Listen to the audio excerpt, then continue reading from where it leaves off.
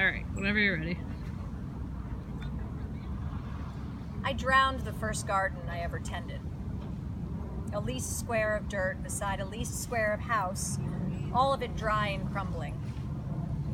That dirt looked so parched to my 20-year-old eyes that I flooded it daily, not knowing what lay beneath, but assuming that it, like I, was thirsty. The previous tenant had seeded it months before with what I didn't know. But he was a beautiful hippie who never wore shoes, even in winter, so surely he knew what he was doing.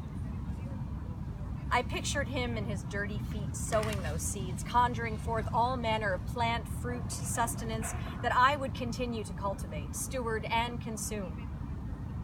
So out I went, barefoot for good measure, green hose in hand, and watered that square.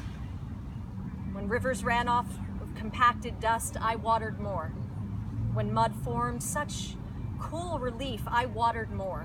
When I felt sad or scared or happy or bored, I watered. Shoots emerged in gangly, tenacious weeds, but food never came. By summer's end, I had given up, assumed that rearing a garden required magic I did not possess. My hippie disguise had not fooled nature. She and I both knew I was a fraud. But then, like a joke, something appeared. A single stunted squash amidst the bramble of fruitless vine. I cherished that thing, held its hard yellow in the palm of my hand, proud and confused, realizing I had no idea what to do with it, how to prepare or consume.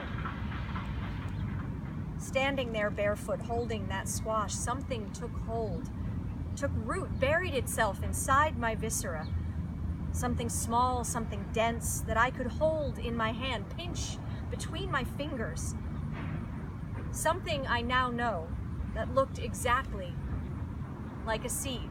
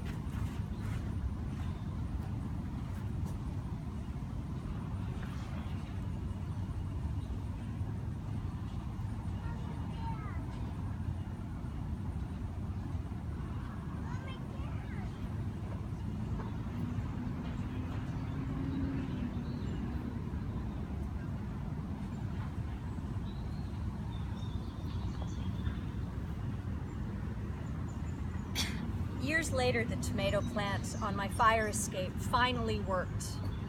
Fruit no bigger than golf balls, but that burst, that popped, that tasted so real, so bright, and so good. I too sought refuge on that fire escape when the container of my walk-up felt too small for my roots. Too tight, too constricted, no room to breathe. I was always hungry then, never sated, but I loved that pop in my mouth, that loose connection of skin, water, and seed. Those embryonic capsules sliding down my hungry throat. In a single fruit, a whole garden. In that garden, a universe, consumed by the acid of my very own belly. I didn't know then that seeds were threatened, violated victims of a broken pact, and that I, myself, complicit, unwittingly wed through my own taste buds, my own wallet. I didn't know. I didn't know, whereas we once saved seeds, we now train them to self-extinguish. Whereas we once inherited, we now engineer and alter. Whereas we once gave freely, we now seek profit. Whereas, when autumn took hold, my plant began to dry, wither, turn ultimately to dust. It was a hot time and a hungry one for a girl gasping on the fire escape. I had swallowed seeds, but knew neither their power nor their place in assuring our mutual survival. First, I would need to sink deeper still into hunger, deeper into drought, deeper into disconnection from myself, from my soul, my sustenance. I needed to stare directly in the face of famine.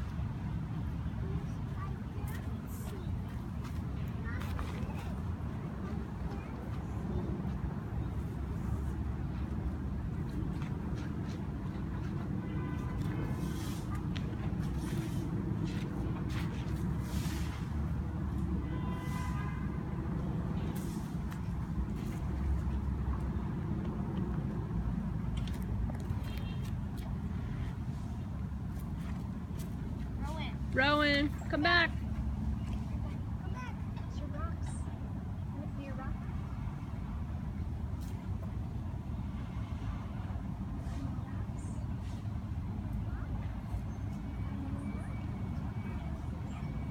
Can you find some? Mom, this is scary mommy.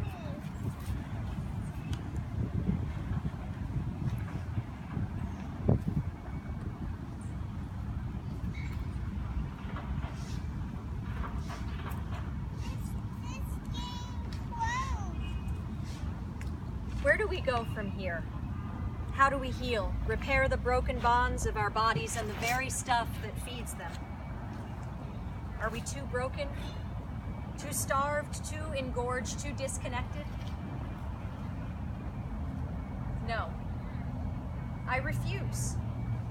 I reject, I reclaim, I return to the faith and knowledge and truth of the seed, unpoisoned, unaltered, saved and passed down. Seeds unmodified, unaltered, and real. No engineering, no patents, no profit or programming. In those ideals, I will trust. I will fight. I will defend and protect.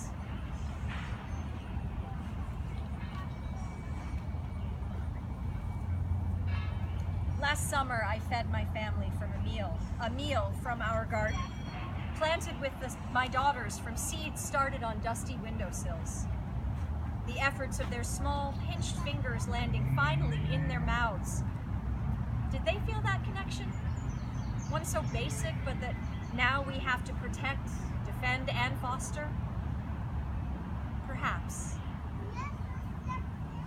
For now, I trust in the knowledge of a seed as a seed should be. The seeds we have saved, the seeds we give, the seeds that promise not to self-obliterate. Seeds that provide, that go beyond ownership. Seeds that stick to our socks, fly in the wind.